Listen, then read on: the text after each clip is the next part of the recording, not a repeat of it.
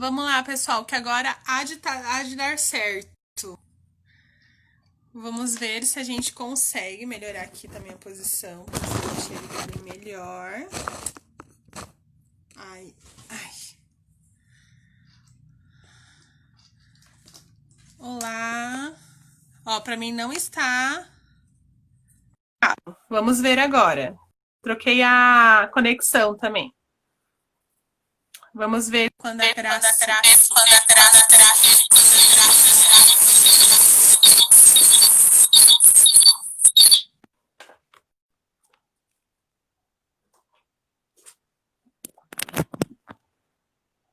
Oi, Lê, tudo bem? Graça, tenta entrar de volta.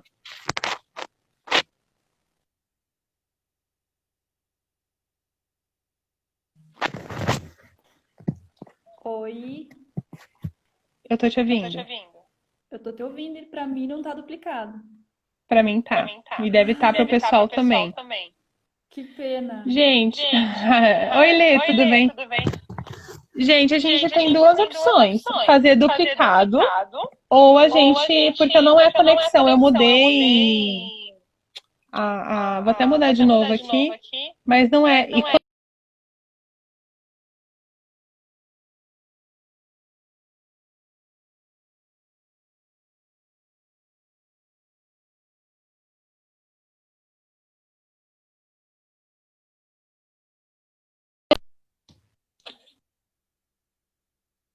Oi, Vani. Tá me ouvindo?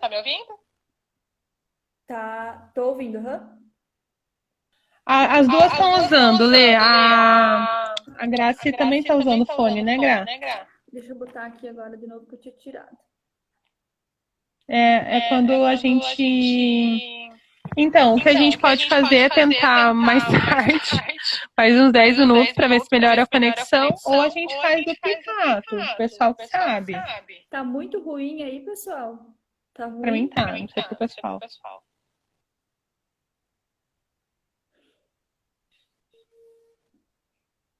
Vani, espera aí que eu vou tentar trocar de fone. Ver se melhora. Eu vou sair aqui e vou tentar trocar de fone e já volto, tá? Bem rapidinho. Tá. Só vou pegar.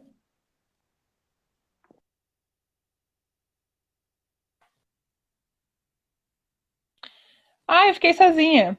Gente, então, quando eu estou sozinha, não fica duplicado, né? É quando a Grace entra. Então, a gente está resolvendo esse problema técnico, o que é uma pena, assim, a gente tá namorando essa live há algum tempo, por conta tanto da nossa experiência com as mães e com os bebês, quanto os pedidos que a gente teve mesmo na última live que a gente fez sobre os mitos e verdades da amamentação. Teve muita pergunta sobre a amamentação prolongada e a gente achou que essa live ia vir a calhar, assim. Então vamos insistir mais um pouquinho para a gente ver se supera essa questão técnica, né?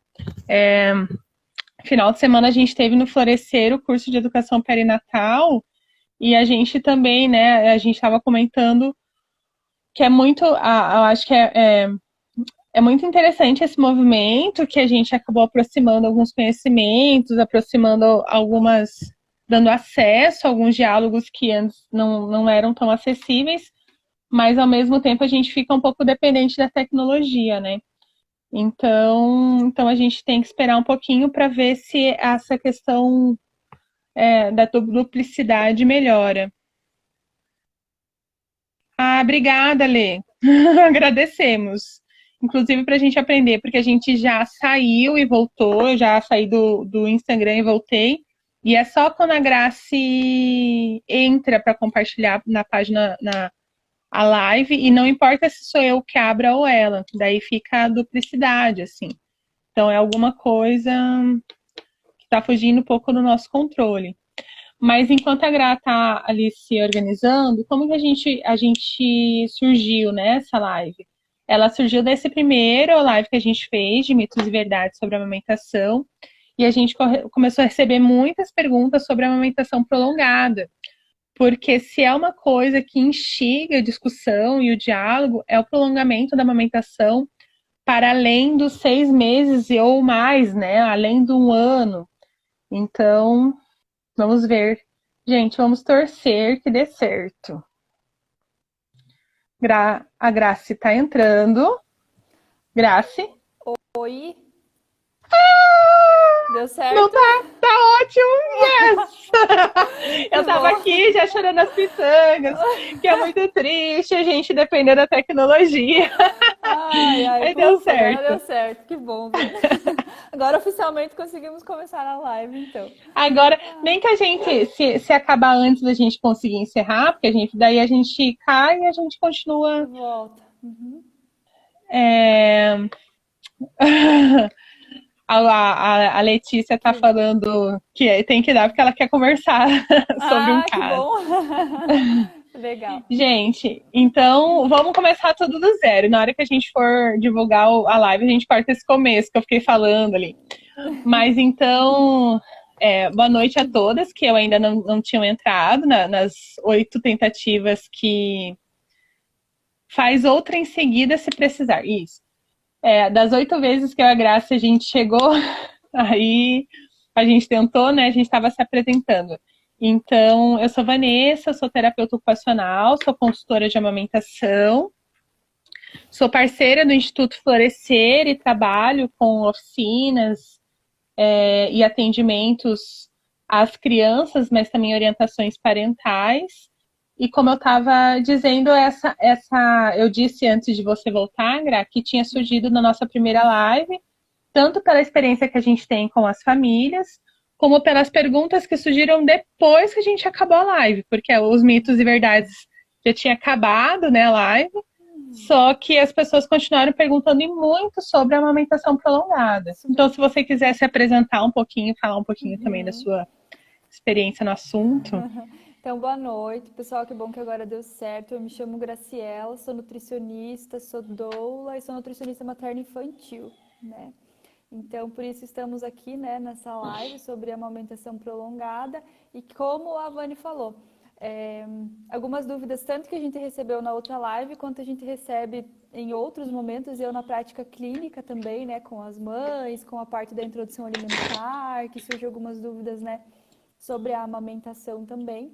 Então, oi, Bruna, a gente optou por, né, fazer essa live e esclarecer, né, algumas dúvidas aí sobre isso, tá? Então, eu acho que é bem bacana, né, essa atuação, né, essa equipe que a gente faz. Eu estou parceira das lives junto com o Instituto Florescer, né? O meu curso de doula foi com o Espaço Acolher Materno e com as meninas, né, do Instituto Florescer. Então,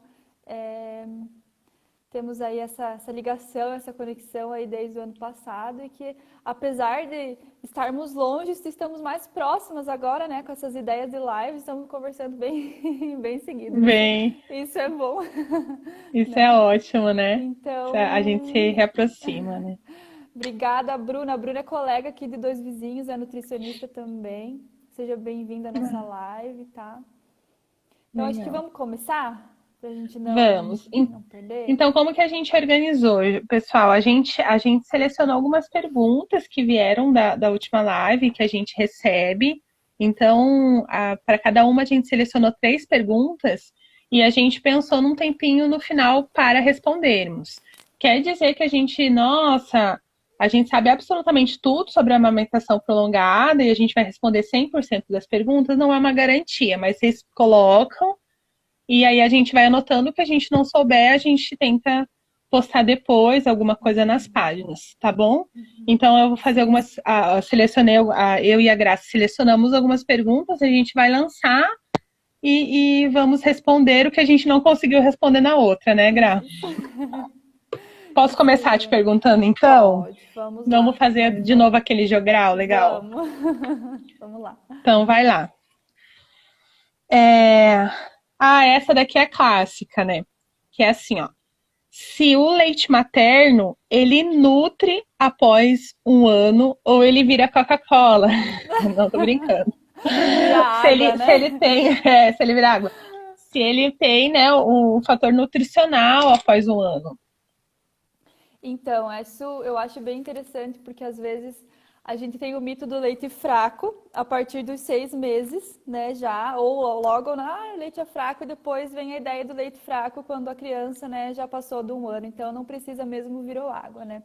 Não, o leite materno após 1 ano de vida, ele continua sendo muito nutritivo para a criança, né, e essa nutrição a partir do leite materno, ela traz vários benefícios que continuam sendo aqueles benefícios que a gente sabe, né, que ocorrem, né, com a amamentação, como o aumento do sistema imunológico, a redução, né, das chances de doenças respiratórias, cardiovasculares, colesterol, hipertensão, diabetes, além de melhorar a flora intestinal, a microbiota intestinal. Os nutrientes do leite materno continuam tendo uma melhor biodisponibilidade, né? Então, são inúmeros os benefícios. E aí eu trouxe uns numerozinhos aqui para a gente ver o quanto o leite materno é ainda nutritivo para o bebê, né, para a criança agora, a partir aí de 1 ano de idade, 2 anos de idade, 3 anos. Então, a média de produção, vamos dizer assim, após o ano de idade, isso é uma média, né? Tem mães que produzem menos, mães que produzem mais, né? Aproximadamente aí em 500 ml de leite materno, a gente corresponde, né? O bebê corresponde a 95% da vitamina C que uma criança dessa idade precisa, 45% da vitamina A, 38% das proteínas, 31% das calorias e 94% aí do total da vitamina B12 que uma criança precisa nessa fase. Então, esses dados, né, bem objetivos, fazem a gente observar o quanto é sim nutritivo e o quanto é importante, né, quando possível, manter essa amamentação prolongada.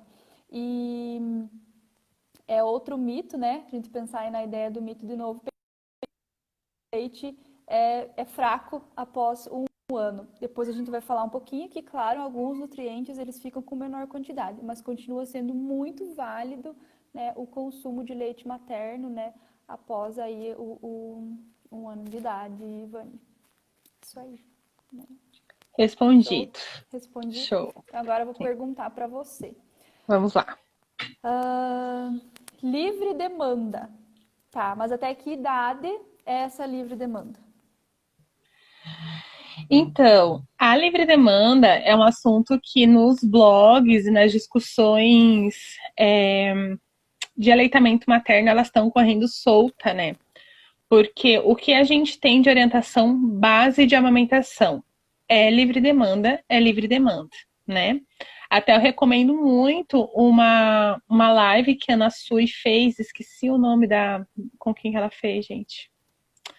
Mas eu posso depois estar na página do Florescer, a gente compartilhou, assim, que ela falou um pouco sobre sobre a livre demanda em si, essa interpretação errônea e meio ditatorial que a gente tem da livre demanda.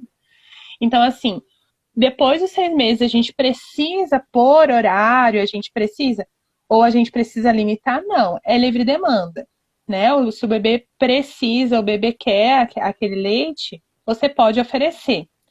O que a gente tem que começar a dialogar? Quando que o bebê quer? Porque o que é uma livre demanda? É quando o bebê quer, quanto o bebê quer. A grande questão é que à medida que o bebê cresce, a gente vai tendo mais dados para interpretar o que ele quer realmente, o peito, é realmente o leite, é realmente, ou se ele quer outra coisa, e a gente acaba oferecendo o peito, sendo que ele, não é que ele quer outra coisa, mas que ele se satisfaria com outra coisa. E acaba que a gente entra numa porta giratória que muitas vezes angustiam muito as mães, porque às vezes as mães começam a entrar num processo que elas identificam uma necessidade de distanciamento, de organização dessa rotina com a amamentação, e aí não estou falando rotina, não quero dizer horários fixos e rígidos, né? Eu quero dizer uma rotina significativa que nasça dessa relação para que você tenha uma oferta e um diálogo da amamentação que faça sentido. E aí, quando a gente vem com essa imposição da livre demanda, muitas mães recuam nisso que faria sentido para a relação para atender, de oferecer o peito toda hora, todo momento. E isso acaba gerando um sofrimento ali na relação para o bebê e para a mãe. Então, se você perguntar livre demanda, livre demanda, mas em qual sentido? No sentido que você não precisa ter medo de oferecer o peito se você interpreta que naquele momento o seu bebê precisa desse leite e precisa de amamentação. Mas nem sempre a interpretação da mãe é essa. E principalmente a criança maior, ela vai criando outros recursos, inclusive de consolo, inclusive de alimentação, e que não necessariamente vai ser o peito, né? Então a gente não precisa ter culpa de oferecer o peito quando a gente quer, mas também de interpretar assim, não, isso não é peito que ele quer. Se eu der uma água ou se eu der outra coisa, ele vai se satisfazer, de não ter culpa, porque a livre demanda é quando o bebê quer. E quando o bebê quer, é um fator que a gente vai interpretando e ensinando para o bebê as possibilidades, não só de nutrição, mas de consolo, porque a amamentação tem muito a ver com o aspecto afetivo da criança também, né? Não sei se respondeu, né, Grace? Respondeu, Vani. Eu acho que a maior dúvida que as mães normalmente têm é se a livre demanda é 15 mamadas. Ah, ele mama 5 vezes, 10 vezes, ele mama a noite toda, às vezes, né? Então fica essa dúvida, assim, por exemplo. Sim. Eu não sei se a gente chegou a ter alguma pergunta específica sobre isso, mas acho que não. Por exemplo, à noite. Até quando que a criança tem que ficar mamando à noite? Exatamente. Essa é uma das dúvidas que as mães têm. Sim. E eu acho que a pergunta é exatamente naquilo que a mãe está percebendo que tem algo que não está encaixado, né? Então, tem mães, por exemplo, que fazem essa oferta livremente e que, para a relação, já estabeleceu uma rotina que ela não tem esse questionamento. Mas tem mães que já trazem, olha, ele mama a noite toda e eu percebo que não tem alguma coisa que não tá legal. E aí eu acho que quando a família tem esse sentimento, é importante olhar para isso, é importante ver se isso está sendo livre demanda realmente ou se você já está sentindo que aquilo não é mais o que o bebê precisa. Talvez o bebê precise de outra coisa. E aí já não é livre demanda, porque não é mais, o bebê não está mostrando o que ele quer, né? Ele está dando sinais a partir da interpretação da própria família que ele pode querer outras coisas além do peito. Então, geralmente, quando vem essa angústia, a amamentação noturna é uma coisa que vem bastante, ela vem atravessada dessa dúvida da mãe, que às vezes ele não está prolongando o sono porque eu percebo que ele precisa de um consolo e que eu consigo fazer isso com o peito. Mas se essa dúvida vem, às vezes vem com uma possibilidade da gente ofertar outra coisa que não somente o peito, né? Porque geralmente as mães que fazem livre demanda e que não tem uma coisa que está incomodando, realmente está tudo bem, né? Então eu acho que a livre demanda a gente não precisa ter culpa de fazê-la, mas também de entender que às vezes esses incômodos é porque o bebê está demonstrando que não é mais isso que ele quer, que talvez ele queira outra coisa. E que tudo bem, a gente pode começar a investir outros recursos sim. Ok, respondido. Muito bem. Pelo que dá para entender, então, né, Vani, é algo muito individual de família, né? Sempre. Dessa relação entre mãe e bebê. Né? Porque Sempre. a amamentação, desde o início, ela não pode ser uma imposição, ela tem que ser um processo construído entre os dois, né? Com certeza. E isso vai ser em todo momento, porque, pelo que eu percebo, né, desde a fase do início da amamentação, depois quando passa para os 6 meses, daí vem a fase da inserção da alimentação sólida, e às vezes fica um pouco perdido, né, de como fazer, e aí após um ano eu continuo, e aí às vezes a mãe começa a trabalhar, e aí acaba, né, se perdendo um pouquinho nessas questões, mas eu percebo que é muito individual, né, é algo que a gente tem que tomar um cuidado muito grande para conversar, para entender mesmo qual que é o desejo daquela família e daquela criança e daquela mãe, né? Sim, e porque eu conheço muitas famílias que investiram numa livre demanda assim, não, eu ofereço quanto que ele quer, ele lidou muito bem com o desmame, e tem famílias que essa livre demanda que a gente fala gerou muito sofrimento, inclusive de sinais que o bebê mesmo apresentava, né?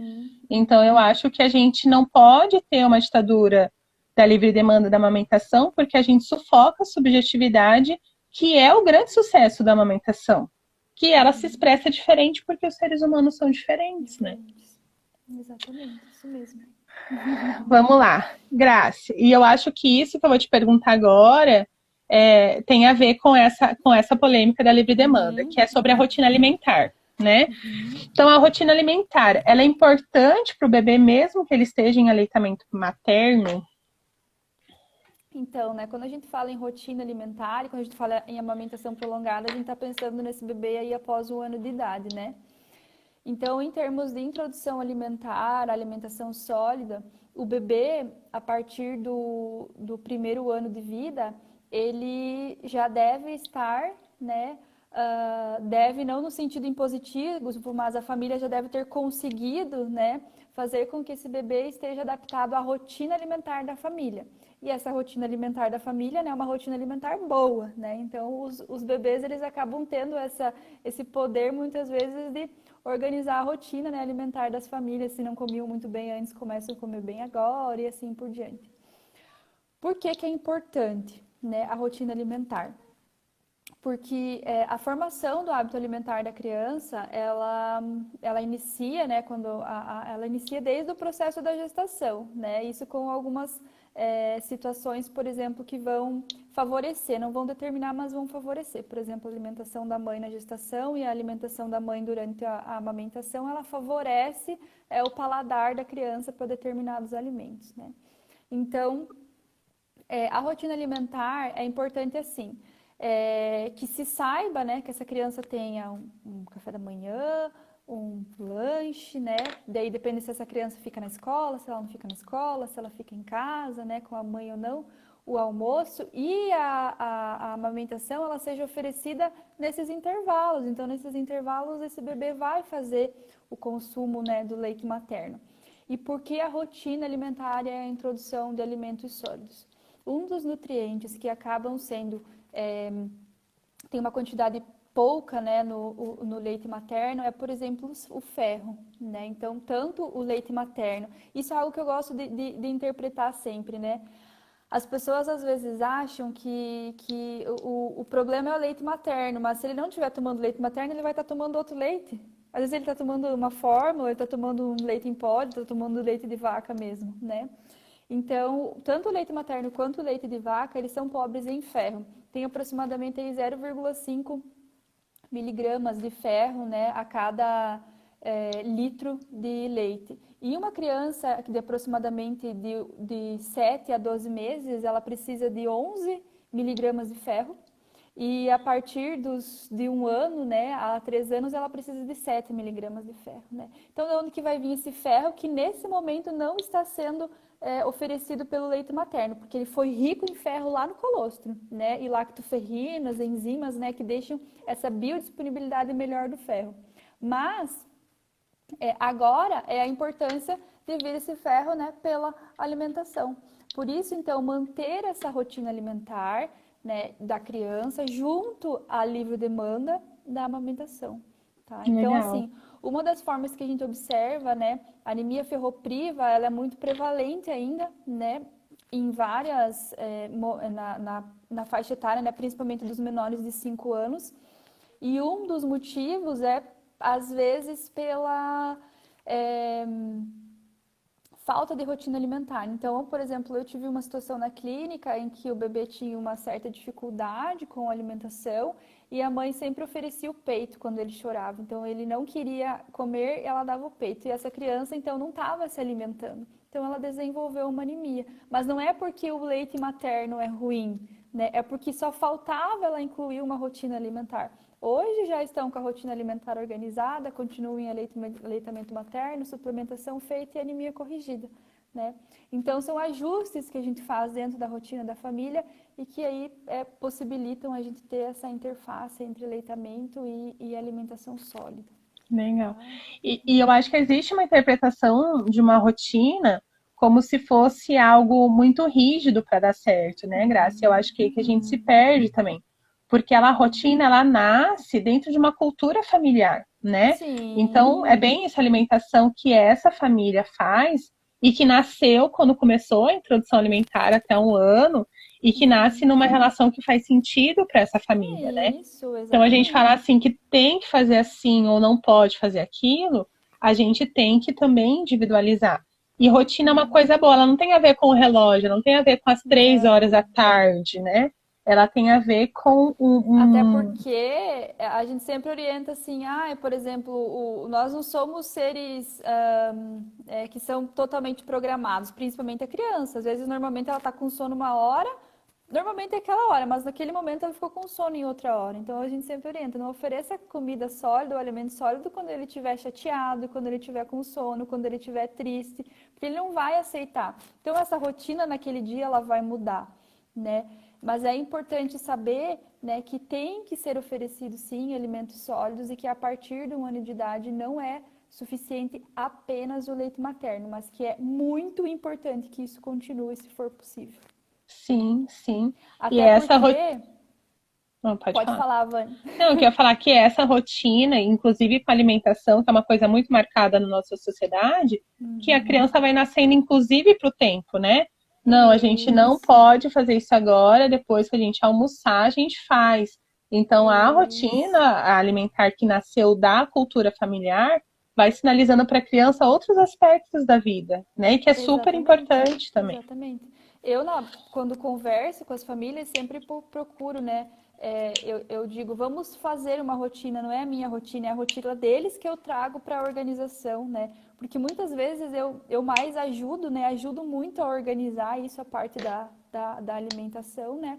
E aí a gente pergunta que horas que normalmente ele dorme, que horas ele acorda, né? Para tentar organizar isso dentro da família. Eu ia falar mais Uhum. uma coisa, só que agora eu acho que eu esqueci. Depois eu Se lembro lembrar, a gente fala no meio de outra e pergunta, tá tudo comento, certo. e comento de novo. Tá. Respondido, Vani, a pergunta que eu Lindamente, tinha. Grace. Ótimo, Lindamente. perfeito. Então agora eu vou te perguntar mais uma aqui. Ah, qual a melhor maneira de oferecer o leite materno quando essa mãe não está próxima do bebê? Ah, então, esse é um grande dilema também, né? Porque quando a gente tem no Brasil uma legislação que de 4 meses de licença maternidade, então, apesar da gente recomendar 6, a gente, eu digo, a saúde, o Ministério da Saúde, Uhum, Organização Mundial de uhum, Saúde, 6 meses de aleitamento exclusivo, né? A gente tem uma política pública que não favorece a grande maioria das mulheres, e quando entra a introdução alimentar lá por 6 meses, basicamente, é quase nenhuma mulher que está vinculada ao trabalho, né, consegue ficar em casa, porque quando tem prolongamento é até 6 meses de licença. E aí vem muito essa pergunta assim, agora, vai ficar com a avó, vai ficar na creche, vai ficar com a babá, vai ficar. E aí eu coloco. uhum, Daí assim, eu fiquei 6 meses em aleitamento exclusivo, vamos ser otimistas que a pessoa conseguiu prolongar aí a licença maternidade. E aí eu coloco uma mamadeira, né? Então, eu sempre trabalho, a gente que é consultora, a gente sempre tem que trabalhar com o que a evidência científica nos traz, né? O profissional em si tem que trabalhar, o profissional de saúde, com o que a evidência científica nos traz. E o que nos traz é que qualquer bico artificial, em qualquer etapa da amamentação, a chance de desmame é maior. Então, a gente fala que os bebês de bico artificial, seja chupeta e mamadeira, ele pode gerar um desmame precoce, e para a gente, desmame precoce é qualquer bebê que desmamou antes dos 2 anos, principalmente que não tem um planejamento familiar desse desmame, né? Então, um bebê lá de 1 ano e 10, que a família fez uma rotina para desmamar, não foi um desmame precoce, porque não foi a criança que rejeitou, foi uma decisão familiar, né? Mas, assim, tem muitos bebês que estão lá com 1 ano e 2 meses e acabam evitando, rejeitando o bico por conta dos bicos artificiais. A mamadeira, a gente tem um problema adicional, que é a confusão de fluxo, que às vezes a gente não fala tanto. O bebê, ele quer conservar energia para crescer e desenvolver. Então, se tem um leite que vem mais fácil, ele vai para o mais fácil, né? O bebê, ele é muito instintivo, ele ainda está sendo atravessado pela cultura.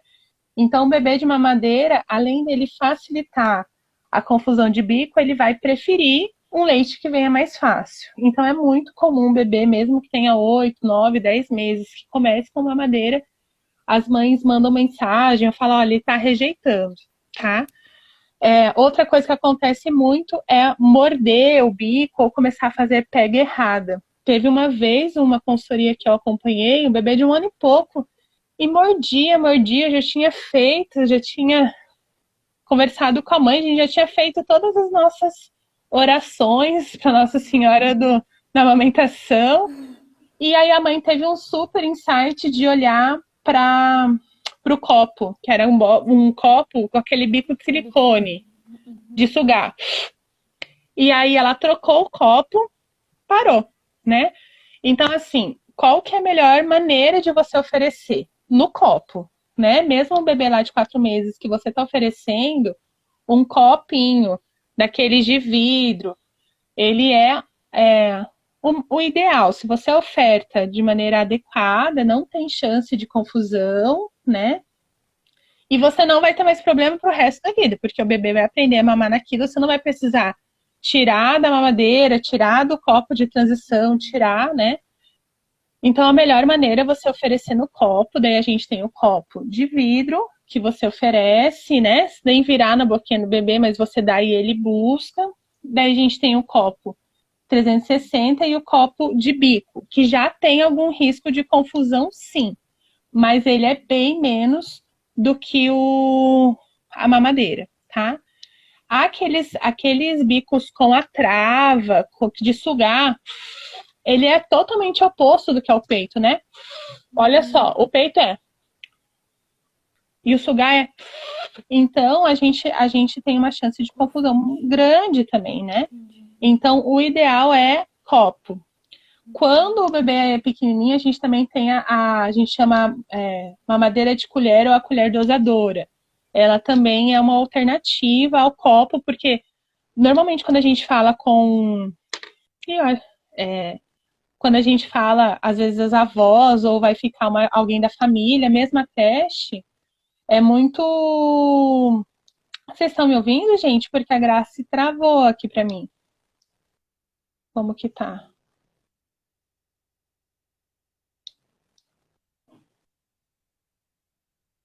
Estão ouvindo?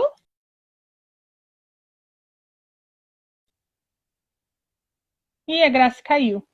Mas eu vou continuar, quando ela voltar, Então, assim, ó, uma coisa que acontece muito assim, mas eu vou deixar com uma pessoa que tem muita insegurança de dar o copinho. E eu entendo, porque eu acho que a gente também tem que respeitar essa pessoa que vai... essa pessoa que vai investir no cuidado do bebê enquanto a mãe não tá junto. Eu acho que essas angústias desse cuidador tem que ser ouvida. E a colher dosadora ou a mamadeira de colher, ela acaba muitas vezes ajudando esse processo, porque você tem, assim, um controle maior, e eu acho que simbolicamente parece que o bebê vai engasgar menos, apesar do copinho, quando feito com a técnica adequada, ela não tem chance de engasgo, porque não é a gente que vira o copinho, né?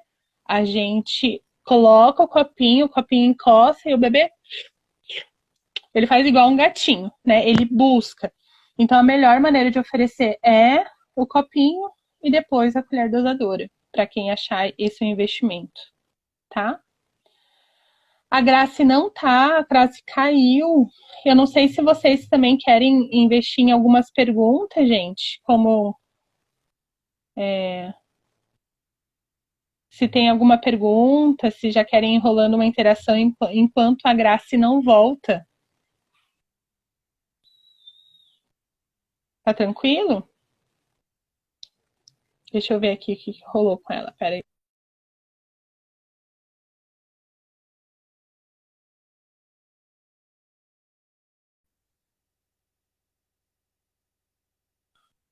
Bom, eu tenho mais uma pergunta para a Grace aqui. E aí eu vou falar um pouquinho sobre como que a gente ia finalizar a live. Daí a Grace voltando, eu faço a última pergunta aqui para ela, que é um pouquinho sobre a amamentação prolongada e a dependência emocional, que é uma coisa que a gente escuta muito das famílias, escuta muito também dos profissionais, assim, de o quanto que uma amamentação prolongada gera uma dependência emocional do bebê para com essa mãe.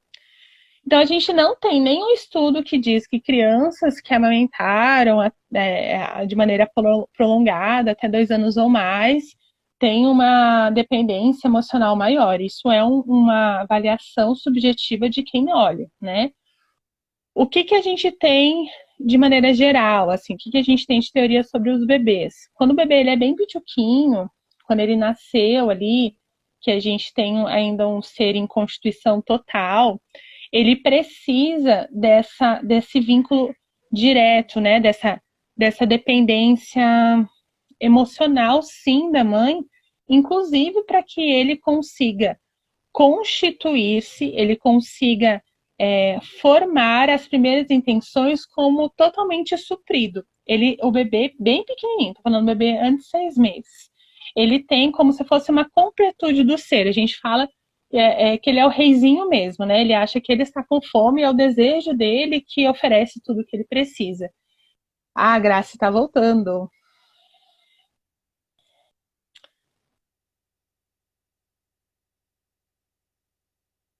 Só um minutinho, pessoal. Oi, Gra. Oi.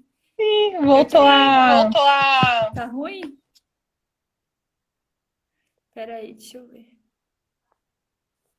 Você mudou de fone de volta?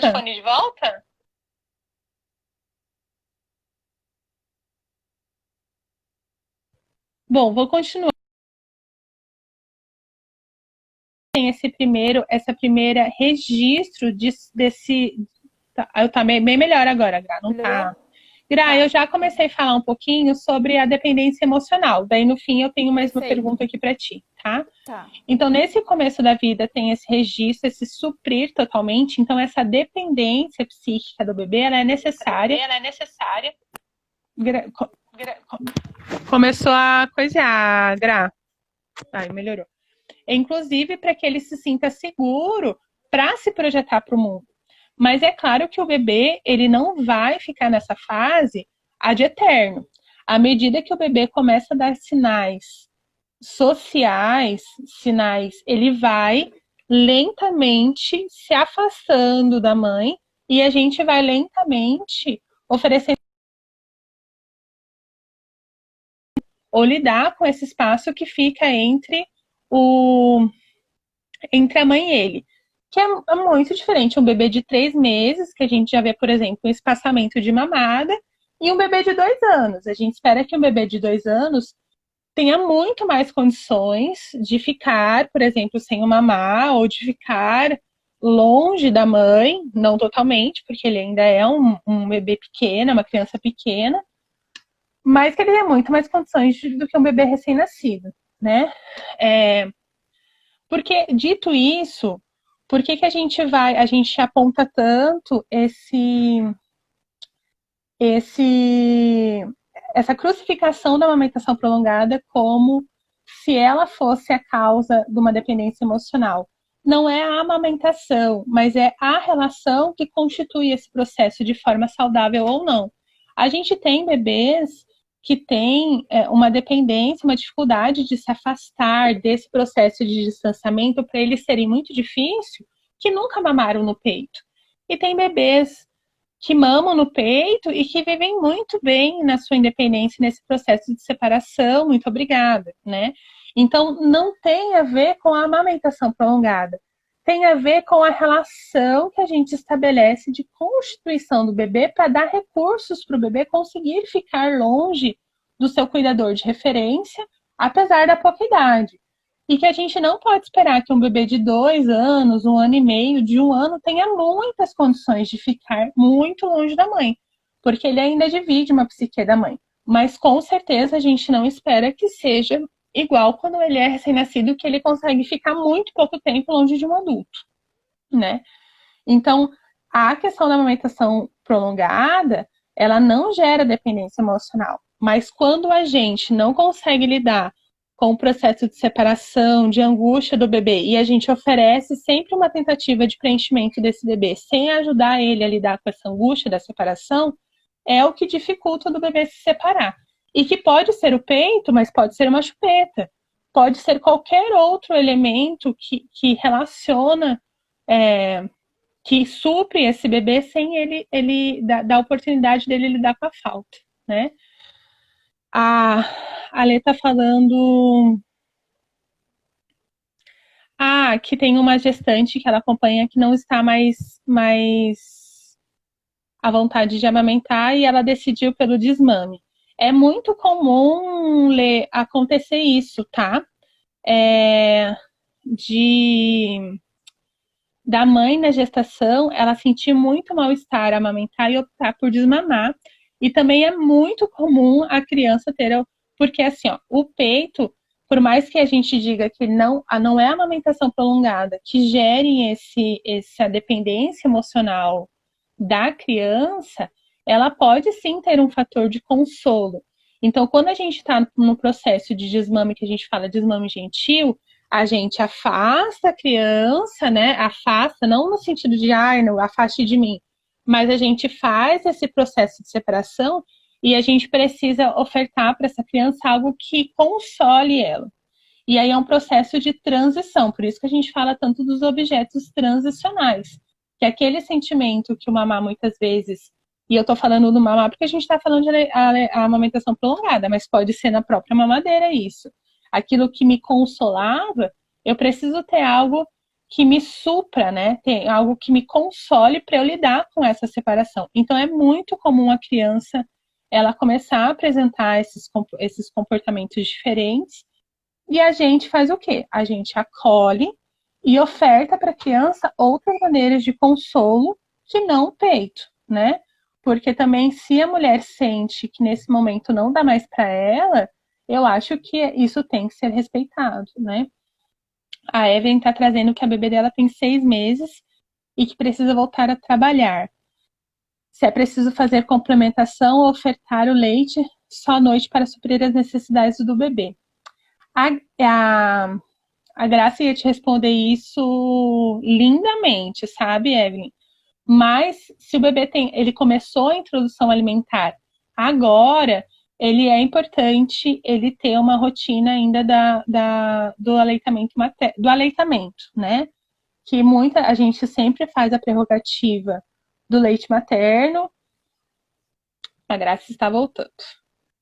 Mas até de 6 meses a um ano, a principal fonte de energia do bebê é o leite.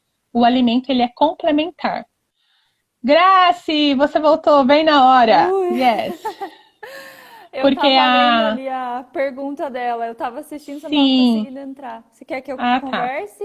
Quer que eu responda ela? E eu quero, porque eu acho que você vai ter mais dados nutricionais. Então, isso agora, a pergunta dela me fez lembrar o que eu ia comentar antes, que eu falei que tinha esquecido. Ah, que A bom. partir dos 6 meses, a criança inicia um processo de experiência com o alimento sólido, né? Então, a principal fonte de nutrientes e energia dela continua sendo o leite. No caso de não ter o leite materno armazenado, que aí você falaria muito melhor sobre isso, né? De como fazer esse processo, de como fazer a ordenha, de como deixar o leite materno, né, armazenado para oferecer para ela no caso que ela retorne ao trabalho. Sim, a gente precisa inserir aí uma fórmula infantil, tá? Para que essa criança, né, receba os nutrientes, porque ela vai ter uma alimentação sólida completa a partir, a gente tem o tempo dos 6 meses a um ano, né? 10 meses, 11 meses, para que ele consiga criar essa rotina alimentar dele, que ele consiga comer alimentos suficientes, né, para garantir, né, as necessidades nutricionais dele. Então, sim, se vai voltar com 4 meses, se não consegue fazer, né, aquele intervalinho que a mulher tem por lei, né, de fazer a amamentação, se não consegue, às vezes é longe, não tem como levar o bebê, a mulher não tem como sair, não tem o leite armazenado, né? Assim vai precisar fazer uma introdução de fórmula e aí vai ter que ver qual que é a melhor fórmula, né, dentre as tantas que existem comerciais, né, para essa criança, tá? E eu sempre digo assim, ó, nem sempre, principalmente a gente pensar em 8 horas de trabalho, deslocamento, tudo isso, se o bebê, sei lá, tá mamando 150 por mamado, vamos chutar um número.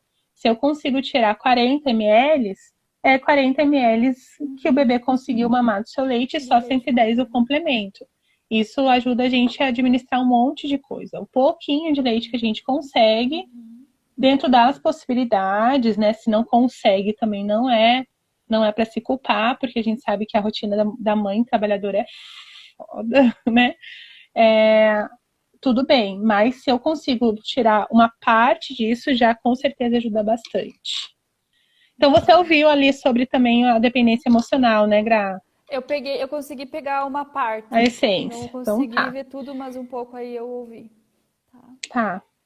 Então eu acho que para a gente encerrar a última pergunta, e eu acho que a gente pode dialogar mais com o pessoal que está assistindo, então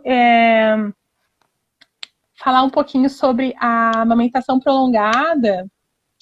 Ah, Letícia, imagina, Lê, precisando, você manda mensagem que a gente dialoga, tá? Então, ó, sobre a amamentação prolongada, ela pode prejudicar a formação do hábito alimentar? Não, muito pelo contrário, né? Ela vai favorecer a formação do hábito Yes. alimentar. E aí, eu estava vendo aqui, tem uma orientação da Organização Mundial da Saúde de 1º de agosto de 1990. E o trecho dela fala assim: até 2 anos de idade ou mais, mesmo depois de começarem a ser alimentadas adequadamente, as crianças devem continuar a amamentação. Tá? Então, isso é algo que nós temos aí desde 1990, essa recomendação. Tá? É, não há competitividade, gente, entre a alimentação e a amamentação. Tá? Elas não competem, muito pelo contrário, o espaço é suficiente para as duas, elas se complementam. Né? Então, a amamentação desde do primeiro momento, né, ela vai ser esse fator que pode influenciar, como eu comentei antes, quanto mais for variada a alimentação da mãe, mais sabores diferentes essa criança vai sentir. E quando inicia o processo de alimentação complementar e de introdução dos sólidos, essa criança vai estar mais favorável a determinados gostos, né, que ela vai receber. Então, o paladar. Não, por favor, internet, não faça isso com a gente. Não pode.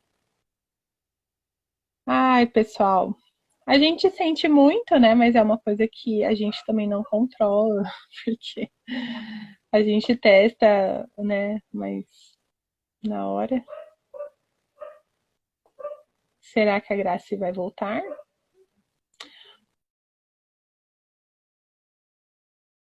Da queda é.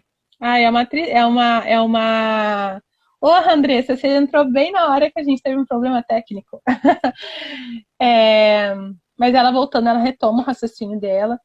Mas é bem interessante a gente falar de amamentação prolongada, porque eu acho que a gente tem que problematizar o quanto que a gente acaba demonizando um processo que ele pode ser construído de uma maneira fisiológica, relacional e que vai dar tudo certo. Mas que acaba que essas influências atravessam e acabam muitas vezes prejudicando as famílias nesse processo que seria para eles fisiológico e não natural no sentido assim, como se fosse um instinto, mas no sentido das coisas desenrolarem dentro de um contexto. A Ali está falando, né, que a mãe que não consegue amamentar o seu bebê acha que sai pouco leite, que o bebê sente fome e ainda relata dor nas mamadas. O bebê vai fazer um mês. Qual seria? Ali, o melhor caminho seria consultar um especialista em amamentação, né? Então, se a mãe está com dor contínua, você está ali investindo na pega, fazendo ali, e mantém a dor, e a mãe observa. A questão de observar um bebê, ele ainda sente fome, um bebê tão pequeno, a gente não tem como ter concretamente um comportamento que me dê certeza que ele está com fome, porque choro, isso pode acontecer num bebê que está com fome, mas pode acontecer em outro bebê. Que o bebê pede para mamar de hora em hora. É muito comum em amamentação exclusiva de bebê pequeno. Só que a questão se não está ganhando peso e se a mãe sente dor, precisa daí de um especialista, porque um mês investindo na amamentação e ainda não está legal, é legal uma avaliação mais técnica, tá? É uma pena, gente, que a gente tenha tido tantos problemas com a internet nessa live, porque foi uma live que a gente pensou com bastante carinho. A gente sabe que é um tema que a gente pode falar outras vezes e outras vezes, né? Mas eu acho que a gente puxa também a reflexão de que a ideia não é a gente culpabilizar o aleitamento materno sobre processos difíceis que estão acontecendo numa relação. Porque tem pessoas que passam por processo, por exemplo, de uma dificuldade de organização de rotina alimentar, ou um processo do bebê rejeitar a alimentação que nunca amamentou no peito, né? E que, inclusive, os estudos mostram, como a Graça estava sabiamente falando, que a Graça é uma dó, né? Mas que o contato com o aleitamento materno, ele ajuda, inclusive, a questão da oferta, não é dessa, a Graça tinha usado um termo, mas isso favorece ele distinguir melhor os sabores, a formação, né? A gente teve o congresso de amamentação no último final de semana, e que mostrou que o desenvolvimento mandibular oral aqui da criança, ela é tempo dependente. Quanto mais tempo o bebê mama no peito, formação do paladar. Muito obrigada, Graça. Quanto mais tempo o bebê mama no peito, melhor toda a formação. Então, o bebê que mamou com 1 ano vai ser melhor, até 1 ano vai ser melhor do que o bebê que mamou até 6 meses. Mas o bebê que mamou até 2 anos, ele tem uma estrutura que é muito melhor, dentária, de formação de maxilar, muito melhor do que o bebê que mamou menos tempo. Então, a amamentação prolongada, ela tem vários benefícios. O que a gente tem que cuidar? Para também não criar uma ditadura da amamentação prolongada, em que tira a expressão subjetiva da criança, mas sobretudo da mulher e da família, né? Mas principalmente da mulher. Porque a interpretação e os sentimentos que a mulher vai construindo com o seu bebê, de interpretar aquele bebê, porque às vezes em outro bebê é diferente, né? O seu segundo, terceiro filho, a forma que ela vai relacionar é diferente. Mas quando a gente acaba sufocando essa expressão na amamentação prolongada, a gente acaba destruindo o processo e aí sim ele acaba se transformando em um sofrimento. Então, eu acho que a gente tem que problematizar o porquê que a gente julga tanto, e de um bebê que às vezes apresenta outros comportamentos e que não está na aleitamento materno, daí tudo bem. Daí a gente acha outra causa. E aí, quando o bebê está em aleitamento materno, a gente culpabiliza a mulher que amamenta. Então, eu acho que a gente tem que fazer essa reflexão e problematizar esses mitos que surgem na amamentação prolongada. Graça, eu vou dar a palavra a você para você concluir o seu raciocínio e também a gente ir caminhando para o final, tá bom? Sim, obrigada, Vani. Gente, desculpa que tá caindo, tá? Agora foi o meu celular que desligou e não ligava mais. As tecnologias não estão a meu favor hoje. Então, concluindo ali o que eu falei, não tem, né, a amamentação prolongada, ela favorece, e só pegando o gancho do que a Vani estava falando, a questão, né, da formação oral da criança, inclusive favorece, né, para o desenvolvimento da mandibular e também para a mastigação, né? Então, quando essa criança vai conseguir aceitar melhor alimentos sólidos, as diferentes texturas, né? Então, isso favorece muito, né, o processo, né, de consistência ali do alimento, enfim. Eu acho que a gente tem ainda alguns paradigmas em relação à amamentação prolongada, né? Que são algo que a gente tem que tratar com muito cuidado, né? E desmistificar muitas coisas, porque se desmama, mas continua se dando outro leite, né? Então, o problema não está sendo o leite, o que está acontecendo, né? Então, eu acho que isso é bem importante, eu acho que é muito válido esses momentos, e quanto mais a gente puder debater, discutir, trazer informações, e quem estava aqui e ouviu e gostou, que puder replicar, multiplicar isso para quem, né, às vezes tem dúvida, dizer que nós estamos à disposição, fazer perguntas lá no Insta. Então, acho que agora a gente está virando meio tecnológica, né, Vani? Coisas que nós não Sim. éramos muito antes. Eu, particularmente, sou um ser de muito contato, mas estamos nos adaptando a essa nova Sim. rotina. E eu acho que favorece também essa aproximação, né? E quem sabe a gente consiga. A Adi Luiz aí deu risada, mas a gente consiga, né, trazer essas informações, né, que cheguem com mais facilidade para as pessoas. Eu acho isso muito importante, né? Sim. E que bom que a gente consegue ter esse contato entre nós também, né? Muito. Graça, eu acho que. Ai, que pena. Vai travar da Graça de novo, mas então falarei eu. Gente, então, tanto eu quanto a Grace, A gente tá no Insta, né? A Grace tem a página dela. Eu tô como parceira do Florescer, então eu sou consultora, faço as consultorias, inclusive para amamentação prolongada, desmame. Então, atualmente online. Então fica, ai, que pena. Mas a Grace também está fazendo os atendimentos online, faz as orientações. É, Então a gente fica à disposição pelas nossas páginas e nas páginas tem os nossos contatos de WhatsApp, então estamos disponíveis. No Florescer a gente tem um workshop de retorno ao trabalho, a gente tem um workshop sobre desenvolvimento do bebê.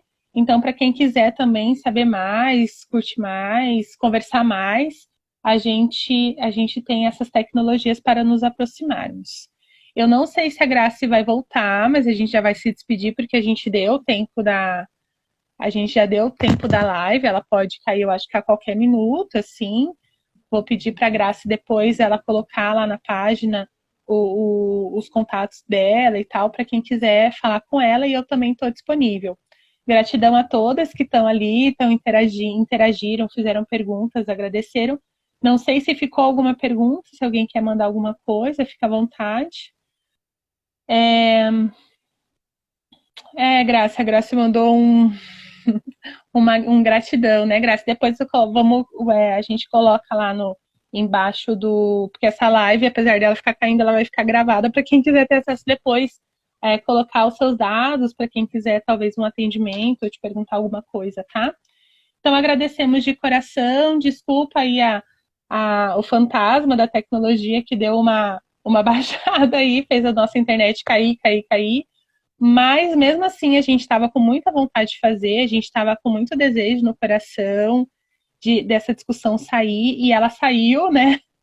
Ela saiu de um jeito bem legal, porque as pessoas ajudaram, foram até fazer pesquisas no Google para isso. Então agradecemos de coração a todas e a todos que estavam aqui conosco nessa hora frenética, tá bom?